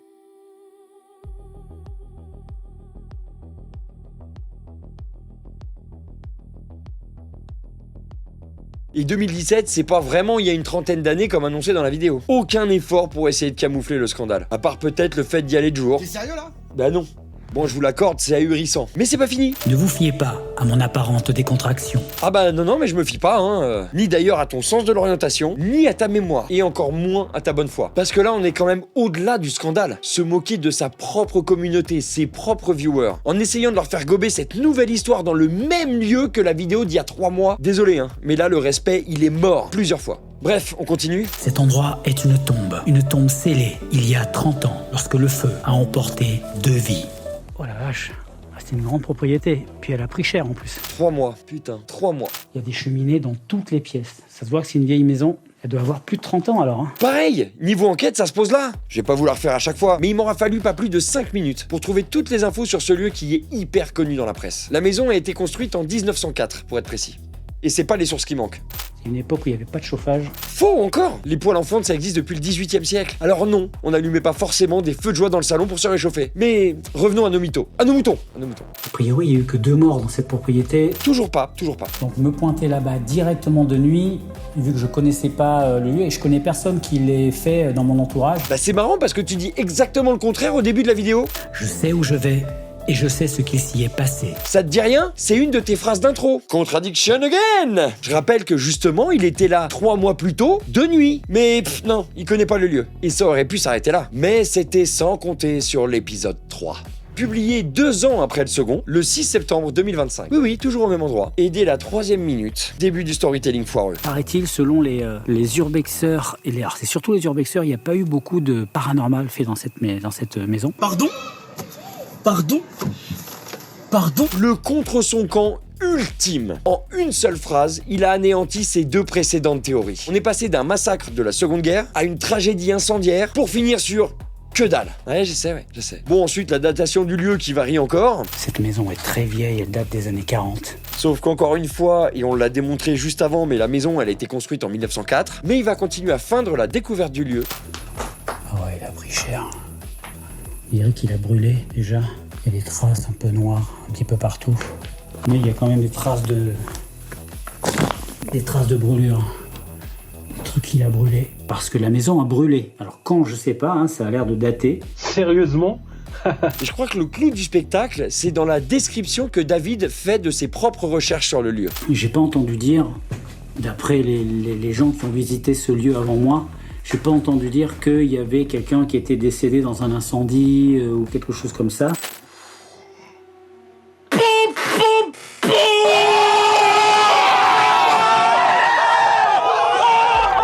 Ouah.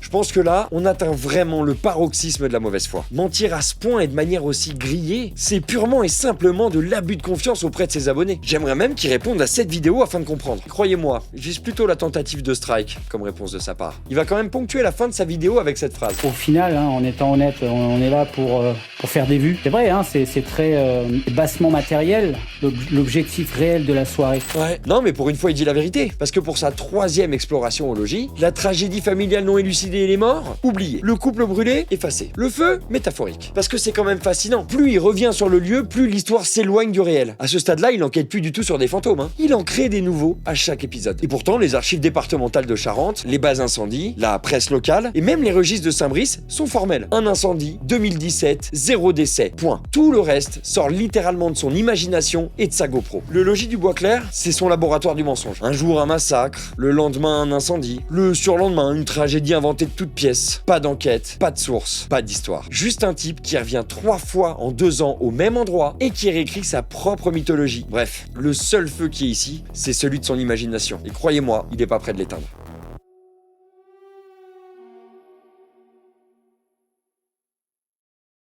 Alors, quand on parle de fake, le K2, il est jamais loin. Comme je vous l'ai dit, j'ai déjà traité le sujet de manière détaillée sur cette chaîne. Mais pour résumer, on parle d'un détecteur de fréquences électromagnétiques qui a été déclaré comme outil paranormal par un propriétaire de magasin d'équipement paranormal à Sainte-Augustine au début des années 2000. Le tout validé par l'émission télé Ghost Adventures, sans plus de preuves ou même d'arguments visant à expliquer pourquoi cet outil serait spécialement dédié à la chasse aux fantômes. Si ce n'est dans le « il paraît que ». Et dans le cas qu'on traite ici, on va distinguer 3 types de manifestations douteuses de cet équipement. Le déclenchement hors champ, le déclenchement sur l'appareil lui-même et le déclenchement via des dispositifs externes. Ils sont quasi systématiques. Vous savez, les fameux « Oh, vous n'allez jamais deviner, le K2 a déclenché alors que la caméra ne tournait pas encore !» Ou alors, il est juste pas dans le cadre de la caméra. Ouais, par un hasard cosmique, la caméra, elle regarde pile ailleurs. Dans énormément d'enquêtes, vous retrouverez cette mécanique. Rien que sur la chaîne Projet 51, on a un nombre incalculable d'exemples. Alors, je les ai pas tous mis, on n'est pas sur une saga de l'été non plus, mais suffisamment pour se donner une idée. Par les toilettes, mais bon, ah non. Oh putain. J'ai le K2 qui s'est déclenché. Il se passe un truc bizarre là les amis, j'ai le K2 qui vient d'exploser littéralement. Je sais pas si vous avez eu le temps de le voir. Oh toi tu putain de merde.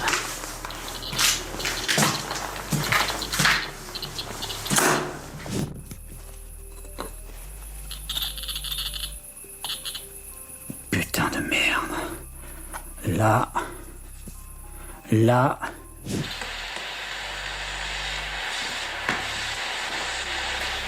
Le K2. Étienne. Le K2 a déclenché.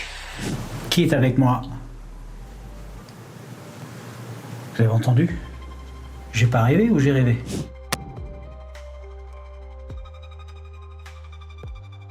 C'est quand même fou ça, à croire que les esprits veulent pas être filmés. Faudrait leur proposer du contenu sponsorisé, peut-être ça va les motiver. On a aussi la variante Deluxe, avec l'option de mettre un plan de K2 juste après un cut. On peut considérer qu'on est face à une ellipse, et qu'en l'occurrence on n'a plus du tout de repère temporel. En gros, rien nous prouve que ce plan précis est pas tiré d'un autre moment de ces rushs, et qu'il a été mis là pour faire un peu plus vrai. Wow, le K2. Il est monté jusqu'à la 2e. Pour l'instant, pas trop dangereux. Je suis la personne qui vous a...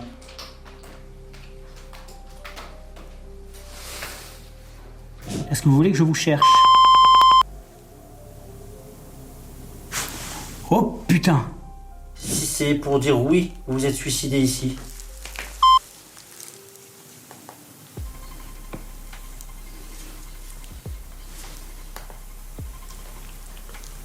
« 51. Il y a le K2 qui s'allume. Qu'est-ce qui se passe? Mon téléphone est en mode avion. La lumière de mes caméras peut-être. Vous n'avez rien à craindre de moi. Wow! C'est une des manipulations de montage les plus éclatées au sol. Après, vous avez le droit de pas trouver ça bizarre, de penser que c'est pas du fake. Mais dans ce cas, écoutez ce qui suit.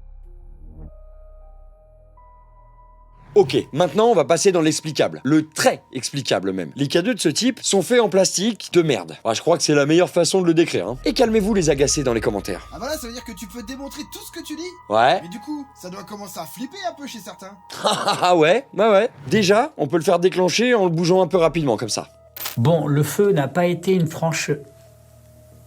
C'est peut-être mon esprit.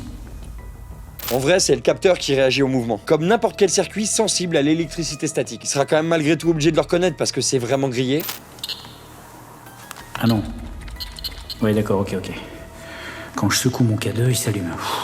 Mais encore, ça c'est facile à identifier. Le K2 permet une autre manipulation, qui si elle est bien masquée peut presque convaincre. Le bouton central est là pour allumer ou éteindre le K2. Mais comme on l'a vu, cet appareil est... Infiable. Oui. Non, ce que je veux dire surtout, c'est qu'il est ultra sensible. Pour illustrer, on va prendre un déclenchement qui contient cette manipulation. Un appareil qui se déclenche de partout, les pods, le K2, etc. J'ai de quoi... Alors là... Comme vous pouvez le voir, il fait tourner le K2 et le tient d'une façon précise. À la base, le pouce est posé le long du K2. Mais là, on voit son pouce se déplacer et venir se poser sur le bouton central. La première fois, ça fonctionne pas. Alors il refait la manipulation avec son pouce. Là, on le voit clairement appuyé. Le K2 se met à clignoter. Et enfin, on le voit replacer son pouce à la position initiale.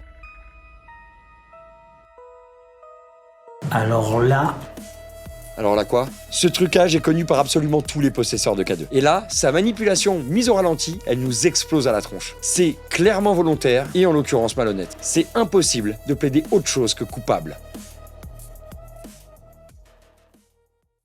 Probablement mon chapitre préféré. Parce que là, si on connaît pas le bail, on se laisse aisément convaincre. Même pour certains sceptiques, ce genre de truc peut vous leurrer à la perfection. C'est très vicieux, parce que c'est tout simplement invisible. Le K2 capte les fréquences électromagnétiques comme on le sait. Les appareils électriques émettent de ces fameuses fréquences, de façon plus ou moins forte selon le type de dispositif. Si on prend l'exemple de la lampe qu'utilise David sur toutes ses enquêtes. Lorsqu'on tient la lampe à quelques centimètres du K2, il se passe rien.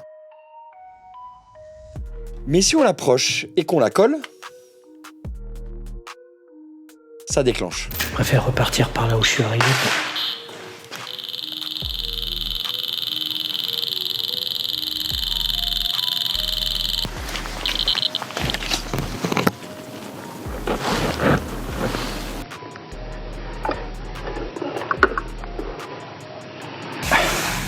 Et pour être vraiment sûr qu'on nous prend bien pour des courges, on a cet exemple où on voit la manipulation qui, encore une fois, a été particulièrement mal exécutée. J'ai écrasé le K2 qui était sur ma jambe, dans la poche de ma jambe. Là, il nous montre négligemment sa main vide avec un geste un peu suspect, mais ça, vous allez le voir après. Mais bon, je pense pas que ça... Tiens, c'est marrant, elle était pas là cette boucle métallique juste avant. Alors comme je sais qu'il met la totalité de son matériel dans la description de ses vidéos, je suis allé voir. Et on retrouve effectivement une lampe tactique Sofiane SC32. Avec la même boucle, pour la ceinture. Là où ça devient un petit peu problématique, c'est qu'on a déjà démontré quelque chose sur cette chaîne. Ça marche même avec une lampe. Un simple aimant. Donc quand on le voit plaquer sa lampe au dos du K2, on n'est pas vraiment surpris du résultat. Je pense pas que ça puisse... Là, il le retransfère habilement dans l'autre main. Wow, qu'est-ce qui se passe? Y a quelqu'un? Non! Et pourtant, David sait que la lampe fait déclencher son K2. Et il aura même confié ça en vidéo. Non, vous rêvez pas. Bah la preuve.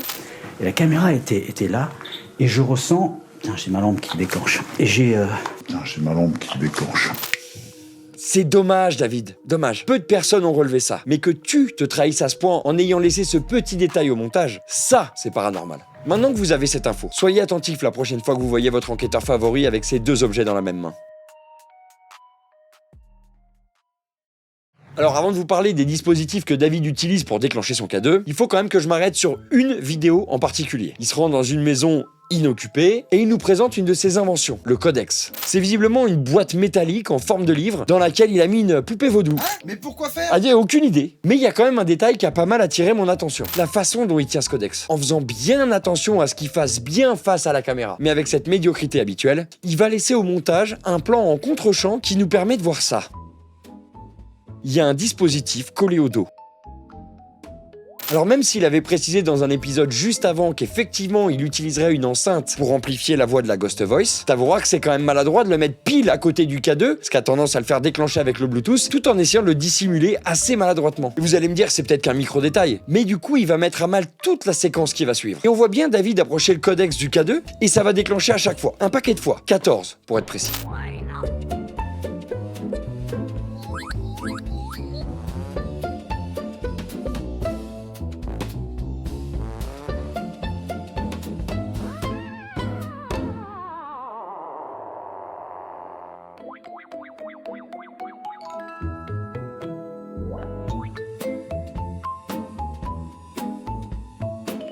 Bon, c'est peut-être un poil récurrent, et c'est probablement pour essayer de varier un petit peu, il va essayer un move. Perso, j'aurais pas osé. Le petit boîtier qui est ici, allumez-le. Si c'est pour dire oui, vous êtes suicidé ici. Alors c'est pas mal d'essayer de confirmer une supposition fantaisiste par le déclenchement d'un K2, sachant que ça vient de déclencher 14 fois quand tu t'en rapproches, surtout là, quand tu pousses le K2 près du codex pour essayer de le faire déclencher, et pour avoir cette fameuse validation de ton histoire sortie de nulle part. Comme pas mal de ces enquêtes, hein, visiblement. Ouais, c'est pas faux, ouais. Toujours plus loin, pour convaincre son auditoire, on va assister à 2 justifications qui m'ont laissé un peu perplexe, à commencer par cette explication qui voudrait évincer la possibilité que le K2 ait été influencé par du métal. La structure bâtimentaire est que de la pierre traditionnelle avec du bois. Donc il n'y a pas de fer dans le bâtiment qui pourrait éventuellement interagir avec le K2. Ouais, et le codex, il est en chocolat peut-être? Et le dispositif qui est caché juste derrière, qui ressemble étonnamment beaucoup à ton enceinte Bluetooth, et qui va être très utile pour la suite. À vouloir trop se justifier, on finit par se trahir. Et là, l'exemple il est flagrant. Alors il y aura aussi une seconde tentative, tout aussi pourrie que la première, visant cette fois à disculper tout rayonnement électrique, pouvant aussi influencer le déclenchement du K2. Autour du bâtiment, il n'y avait pas de câble électrique, pas de ligne à haute tension. Déjà, ça c'était sûr. Si en fait, bien sûr que si. Comme tout à l'heure, il suffit de checker sur Maps pour voir, et on en revient à l'importance de savoir où ont été tournées les vidéos pour vérifier. Maintenant, on va parler Bluetooth. Cette chose qu'il cherche à cacher, mais que vous avez bien vu au dos de son fameux codex, c'est tout simplement une enceinte Bluetooth, reliée à son téléphone qui est lui-même sur l'application GhostTube. Un outil infaillible quand on croit au Père Noël. C'est précisément une enceinte de chez ANC Wear, vendue 24,99€ sur Amazon. Et comme on l'a déjà démontré, le Bluetooth est un élément déclencheur du K2, lorsqu'il émet ou reçoit des données, ou qu'il cherche à se connecter à un autre appareil. Donc, il a collé cette enceinte au dos de son codex pour pouvoir amplifier les mots qui sont prononcés par l'application GhostTube. T'es en train de me dire qu'il y a son téléphone qui est en train d'émettre vers l'enceinte? Absolument, frérot. Et oui, je trouve aussi que c'est plutôt scandaleux, même quand il précise en toute détente qu'il utilise une enceinte Bluetooth. Ouais, parce que ça sort sur l'enceinte. J'ai une enceinte connectée là, donc... Mais bien sûr, jamais il ne parlera de l'influence du Bluetooth sur ses résultats au K2. Et c'est en ayant cette info que tout devient plus clair lorsqu'on voit des déclenchements similaires sur d'autres enquêtes. Surtout lorsqu'il brandit son téléphone en clamant qu'il est en mode avion, mais qu'on voit clairement que le Bluetooth est activé. Ou alors encore plus simple, il le montre carrément pas. Mon téléphone est en mode avion. Je suis... Il y a même des fois où il va arriver à se saboter tout seul. Par exemple, à la fin de la vidéo, il précise ça. Le seul matériel, c'était notre matériel à nous. Nos téléphones étaient en mode avion. Alors non seulement, à aucun moment il le montre, mais en plus, un peu plus tôt dans la vidéo, l'abonné qui l'accompagne dit quelque chose de très différent. Nos téléphones sont bien éteints. Ah, c'est fâcheux, parce que éteindre son téléphone et le mettre en mode avion, c'est pas exactement la même chose. Un téléphone éteint ne peut pas émettre, alors qu'un téléphone en mode avion, si. Avec le Bluetooth! Exact. Ce qui explique donc très rationnellement les séquences suivantes, où le son étant transmis via Bluetooth à l'enceinte qui porte au poignet à quelques centimètres du K2. Et forcément, dès qu'il y a un mot, ça déclenche, à chaque fois. Patricia. Waouh, le K2 qui se réveille maintenant. Innocent. Peut-être que... Photo. Oh, il s'est redéclenché. C'est étonnant qu'il relève pas ce phénomène et qu'il l'associe immédiatement à quelque chose de paranormal. Et quoi qu'il en soit, généralement, quand on approche l'un téléphone d'un K2, il se passe ça. Putain, j'ai trop de matos sur moi. Partout. Ensuite, dans la série des dingueries, on aura aussi 2 grands moments de malaise lors de tentatives ratées de débunker ces montres connectées. Alors, je tiens à préciser une chose, j'ai une montre connectée, mon téléphone est en mode avion, mais si vous regardez bien, ça capte. D'accord.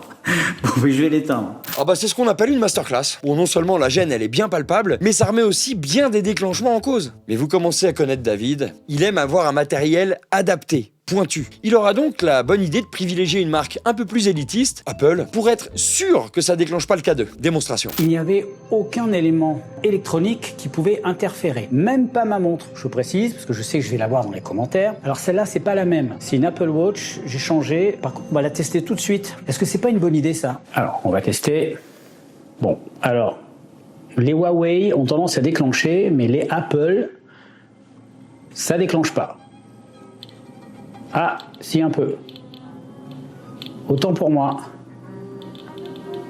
Ok, ça déclenche. Bah du coup non, c'était pas une bonne idée. Alors certes, il va nous dire que désormais elle sera en mode avion, mais que sur cette enquête, de toute façon, elle était déconnectée. Mais il vient d'essayer de prouver le contraire en essayant de démontrer qu'une montre allumée n'est pas la cause des déclenchements. Ce qui veut dire qu'elle était donc bien allumée et connectée. Sinon, il n'y aurait pas de debunk à faire. Bah ouais, logique.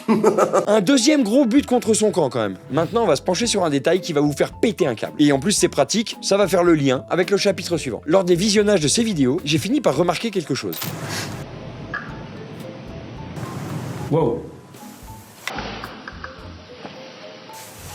Alors, personne ne sera surpris, hein. Mais une fois de plus, c'est l'inattention de David au montage va faire qu'il va laisser fuiter un détail, tout petit, mais qui va du coup devenir une preuve absolument gigantesque. Le mode de vision nocturne des caméscopes, le mode Night Shot, permettent de voir bien sûr dans le noir, mais aussi de voir les autres sources d'infrarouge. Et l'iPhone émet de l'infrarouge via le Face ID, et aussi parfois pour mesurer des distances, le LiDAR sur les iPhone Pro. Qu'est-ce qu'on voit dans la poche de David ? Faites-vous remarquer, je suis là, hein, je suis vraiment là pour vous. C'est bien d'avoir une table de temps en temps.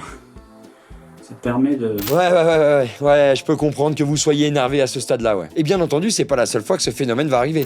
Ainsi que celle qui est dans ma main, là. Et comment je peux être sûr que c'est bien son téléphone, vous allez me demander? Ben tout simplement parce que dans plusieurs vidéos, on le verra sortir et remettre ce téléphone à l'intérieur de sa poche zip devant sa veste. Comme par exemple dans celle-là. Il est en mode avion, ton téléphone? Ou sinon dans celle-là. Ou sinon dans celle-là. Je vais faire comme je fais d'habitude, je vais mettre la Spirit Voice dans ma poche, comme ça on l'entendra bien. Bref. Et le téléphone, on va justement l'aborder maintenant, parce que c'est l'outil ultime du déclenchement des K2. Les possibilités sont du coup ultra nombreuses et bien connues par les détenteurs de K2. Et on va pas tergiverser. David sait très bien ce qu'occasionne un téléphone lorsqu'il émet ou reçoit du réseau ou des données mobiles. La preuve dans une de ses propres vidéos où il nous montre littéralement les faits. Avec mon téléphone, toujours en mode avion, hein, très important. Donc là je réactive.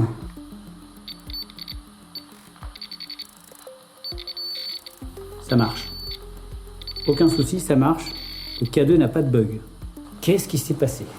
Bon, on appréciera le fait qu'il coupe le plan avant de remettre le téléphone en mode avion, mais on aura aussi et surtout repéré un pattern, une séquence bien particulière de réaction du K2. Et je peux vous garantir que dans la quasi-totalité de ces vidéos où il y a des déclenchements, on va retrouver ce pattern. Et le phénomène dont on parle là, en termes techniques, ça s'appelle un brouillage radio, ou plus précisément, interférence électromagnétique impulsionnelle, souvent surnommé le buzz GSM ou le GSM buzz. Quand un téléphone portable communique avec une antenne, il émet des trains d'ondes radio à intervalles très réguliers. Ces impulsions électromagnétiques peuvent être captées par un circuit électronique à proximité, comme une radio ou un K2, voire les deux en même temps, comme c'est le cas dans cette vidéo. Wow. Regardez, ça s'est synchronisé.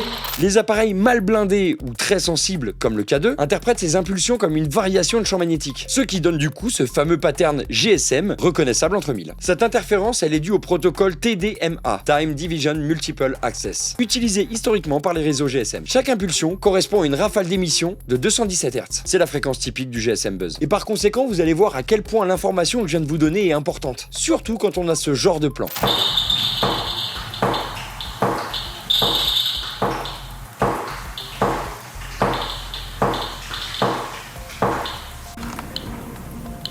Ça recommence. Je me suis dit, ça se trouve, c'était un bug, mais non, même pas.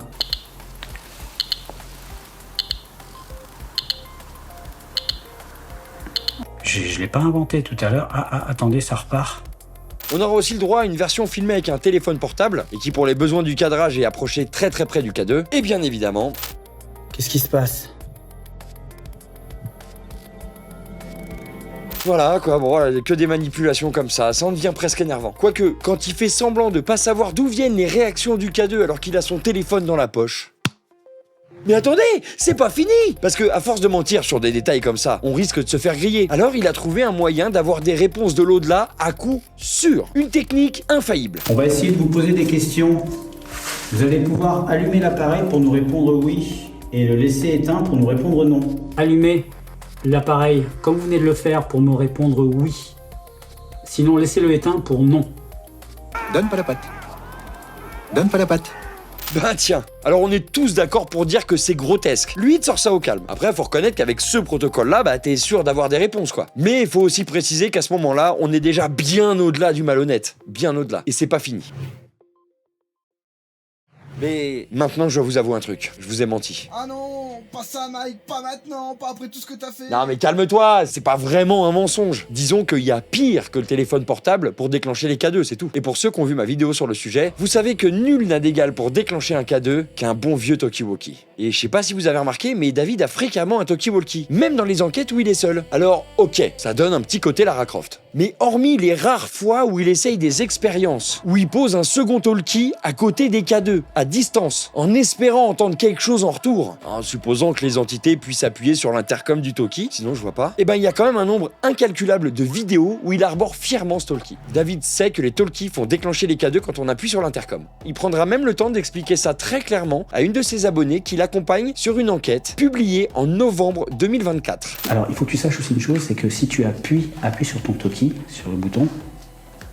Ah ok. Tu vois ? Donc il faut pas que tu t'inquiètes, ça veut dire que le talkie dégage les champs magnétiques quand on s'en sert. Okay. Donc ne jamais tenir compte quand on se sert des talkies. Voilà. Il est d'ailleurs au courant de tout ce qui peut faire déclencher un K2, le tout dans une vidéo cette fois-ci en mars 2025. Causes peuvent être multifactorielles. Téléphone portable, un talkie-walkie, une ligne à haute tension à proximité peuvent déclencher un capteur EMF. Dans plusieurs vidéos, on le verra communiquer au talkie avec un K2 juste à côté de lui. Et la réaction du K2 est là aussi systématiquement la même. Pas besoin de faire de debunk, d'ailleurs, il s'en charge très bien tout seul. Négatif, c'est pas moi, je suis encore au sous-sol. J'ai pas entendu ce que tu m'as dit. Ok, est-ce que tu as ressenti des choses en particulier ? Et même quand on essaye de dissimuler un K2, par exemple dans la poche avant de son blouson... Encore cette poche ? Ouais, j'essaie, ouais. Et ben on le voit quand même réagir. Manifestez-vous, s'il vous plaît. Manifestez-vous.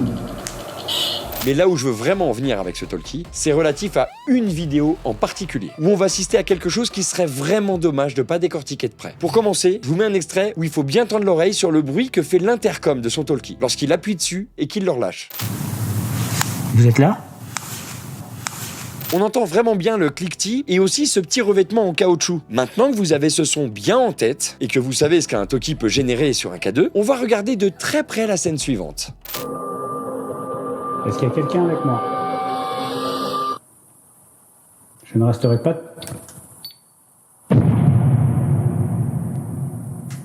Je ne resterai pas...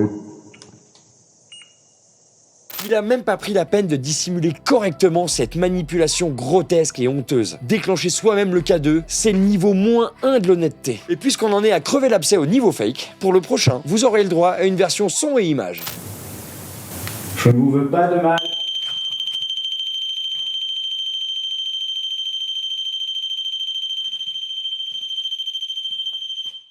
Non seulement on entend très clairement le cliquetis de l'intercom du talkie, je ne vous veux pas de mal. Mais en plus, en défilant image par image, on s'aperçoit que sa main est en effet posée sur le talkie, et on la voit le lâcher d'un coup.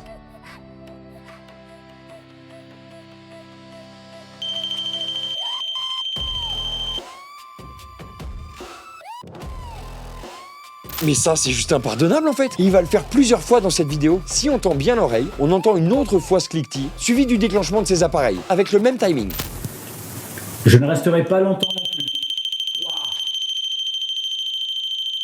Et je vous arrête tout de suite si vous mettez ce que je viens de dire en doute. David va s'en charger de lui-même. Dans cette vidéo, on voit bien que lorsqu'il appuie sur l'intercom, le K2 qui est dans sa poche de blouson et le pod se déclenchent, exactement de la même manière que dans le fake auquel on vient d'assister. Je vais éteindre le pod parce que le talkie déclenche le pod, donc ça fait rien. Alors, à chaque fois que je vais activer le Toki, le K2 va s'allumer. On parle donc bien de fake, total, volontaire, réfléchi, préparé, mais mal exécuté. Je pense que là, même parmi les adorateurs, il doit y en avoir 2-3 qui commencent à se poser des sacrées questions. Les faits sont là, les preuves sont solides et indiscutables. Projet 51 fake clairement un grand nombre de ces vidéos. C'est franchement triste. Il y a même des fois des trucs qui donnent envie de rire tellement c'est gros, comme par exemple lorsqu'il fouille dans son sac et que par miracle, la lampe derrière lui s'allume. C'est par miracle ou parce qu'il appuie sur une télécommande dans le sac? Ah, bonne question.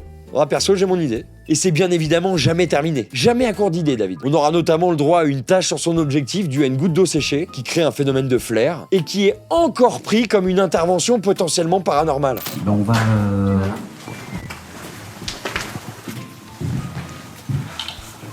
Wow, t'as entendu? Je me sens que c'était mon... Je crois que c'était mon K2, mais je suis pas sûr. J'ai trouvé ça étrange parce que ce reflet de lumière, que je vous montre maintenant d'ailleurs, eh ben je l'ai déjà vu, mais uniquement lorsque mon objectif de caméra était mouillé. Vous savez, quand il y a une goutte d'eau, et donc ça crée une déformation de l'image. Mais là, mon objectif n'était pas mouillé, il n'y avait pas une seule goutte dessus, d'ailleurs vous l'avez vu. Et du fait que ça venait pas de mon objectif, d'où ça peut venir. Donc ça ne vient ni du K2, ni de ma caméra. On dirait vraiment qu'il y a un élément, quelque chose de transparent, de translucide, qui était entre le K2 et ma caméra. C'est vraiment une dinguerie de pas savoir ça quand tu te prétends vidéaste. C'est la base, le b.a.-ba. Ou encore cette fois où il est même pas capable de déceler que c'est lui-même qui déclenche son pod et que c'est son abonné qui l'accompagne qui lui fait remarquer. Donc, t'as entendu? Ouais. Il y a un des K2 qui a déclenché. Moi, je crois que c'est l'antenne. Ah non, c'est... Quand t'as fait ça. Ah oui, autant pour moi. Bravo d'ailleurs à cet abonné, qui a l'air beaucoup plus concentré que son accompagnateur de vidéaste. Et là où ça devient encore plus scandaleux, si c'est possible, c'est quand David fait semblant de pas comprendre, de ne pas cerner comment et pourquoi le K2 interagit avec le talkie-walkie. Et dans 3 vidéos de 2025, respectivement les 8 et 15 février, puis le 8 mars, il va tenter de faire réagir le K2 avec son talkie, en n'appuyant pas sur l'intercom. Du coup, le K2 déclenche pas, et il a l'air surpris. Tiens d'ailleurs...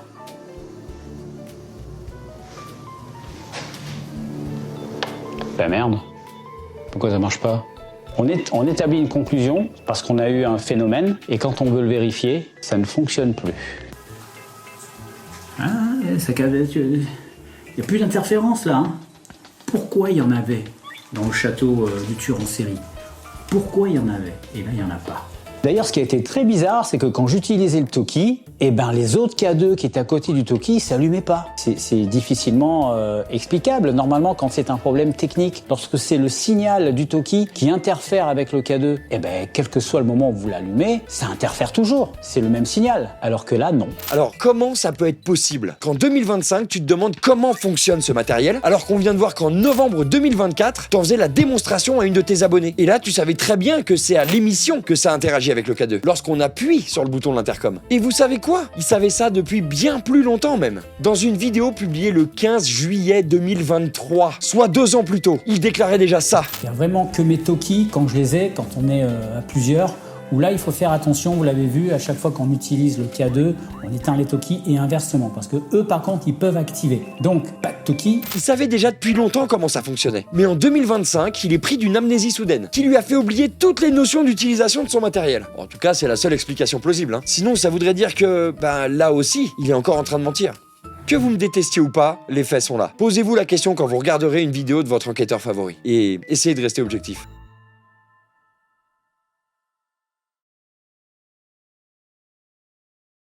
Bon, on va faire très court sur tout ce qui est PVE, Ghostbox et conneries dans le genre. Déjà parce que ça fait 3 plombes qu'on épluche le dossier, mais aussi et surtout parce que David va nous montrer un protocole qui, j'en suis sûr, ravira tous les fans de foutage de gueule. Et on va commencer avec la grande connaissance de David et de son matériel. N'oublions pas que la Spirit Box, c'est juste une radio qui va balayer les fréquences radio, tout bêtement.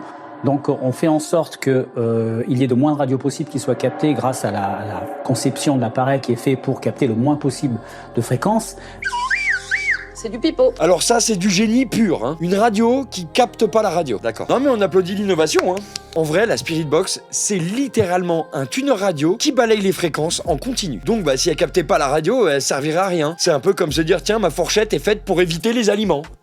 On aura aussi ce moment de solitude. Je demande aux esprits potentiels de se rapprocher et à ce moment-là, 30 secondes après, j'ai « je viens ». Et là encore, transposer ça à une radio, c'est pas cohérent. À aucun moment, dans une radio, dans une interview, ou même un présentateur, il ne va jamais dire « je viens ». Je viens. Non. L'invité, pareil. L'autre, il présente, l'autre, il répond. Pourquoi il dirait « je viens » ? C'est pas une phrase cohérente dans un contexte radiophonique. Quoi ? Ensuite, on a ça. Mais à quel moment dans une radio vous entendez « Sam » ou « oh » Oh, je veux dire, c'est pas cohérent. Moi, j'ai jamais entendu sur Énergie ou ITFM, France Culture, RTL ou j'en sais rien, j'ai jamais entendu ça. Je veux dire, quand on entendait un prénom, c'était pas quelqu'un qui appelait une personne. Personne fait ça à la radio, personne fait « Hey Sam !» C'est toujours, quand il y a un prénom, une phrase qui continue derrière ou qui est juste avant. Mais c'est pas un mot isolé.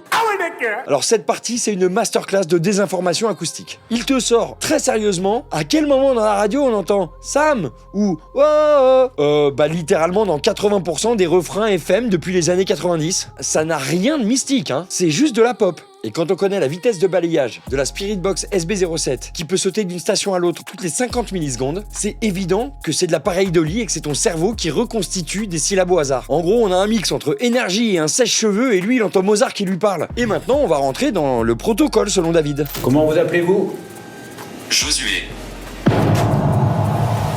Comment vous appelez-vous ? Josué. Ça, quand ça arrive, ça fait... Quand ton appli vocale sort un mot random toutes les 10 secondes, vu qu'elle est prévue à cet effet, il y a des grandes chances que, statistiquement, un d'eux colle vaguement à ta question. Mais ça, chez David, c'est pas une coïncidence, c'est un miracle de précision algorithmique. Si l'application avait sorti le mot banane, il nous aurait probablement trouvé un lien avec la potasse. Il y a quelqu'un d'autre ? Non. Là, j'en tiens pas compte. Il a répondu pendant que je posais la question. Je vais pas tenir compte de Léo. Ah, bah tiens, maintenant c'est lui qui décide quand l'au-delà parle trop vite. Il trie les messages de l'invisible comme avec sa boîte mail. Non, ça c'est un spam astral, non. La cohérence, 0. Si la réponse tombe pile dans la fenêtre de la question, c'est une preuve irréfutable. Si ça tombe quelques secondes avant ou après, bah non, là c'est hors sujet. C'est du paranormal à géométrie variable. C'est beau. Et là, mesdames et messieurs, Nobel de la logique. Pour l'instant, je n'ai aucune réponse qui concorde avec les questions que j'ai posées. Donc je n'ai aucune raison de tenir compte de ces réponses. Il vient littéralement d'inventer la recherche scientifique avec option. Je garde que les résultats qui m'arrangent. Et le pire, c'est qu'il va l'utiliser à plusieurs reprises, dans plusieurs vidéos. Cette phrase n'a pas de rapport avec mes questions, donc je n'en tiens pas compte. Il faut que vous sachiez que je ne tiens compte que des réponses à mes questions. Donc il faut répondre à mes questions, s'il vous plaît. S'il vous plaît, essayez de coller à la question que je pose. Un vrai protocole anti-scientifique totalement assumé, livré avec option auto-validation mystique. Merci Projet 51 pour cette leçon de rigueur expérimentale. Enfin bref, on est sur une espèce de mélange entre une série B et du bricolage électronique. C'est pas non plus une enquête, là c'est un concert de parasites. Mais bon, faut reconnaître que ça permet de déceler un talent rare, transformer des interférences Bluetooth en épisodes d'Esprit Crétin, édition premium. Parce qu'au final, au travers de toutes ces vidéos, le seul meurtre auquel on assiste, c'est celui du bon sens.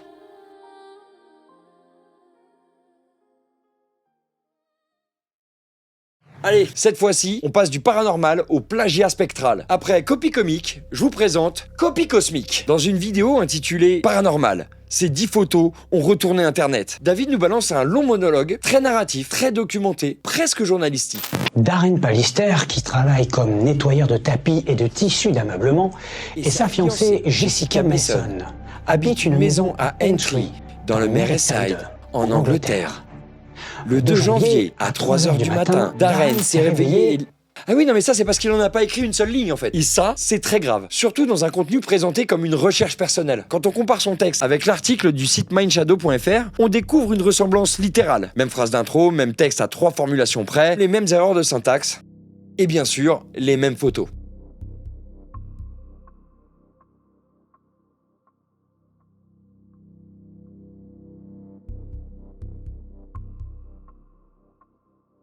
Et ça s'arrête pas là. Certains passages viennent aussi de mystspiritisme.fr.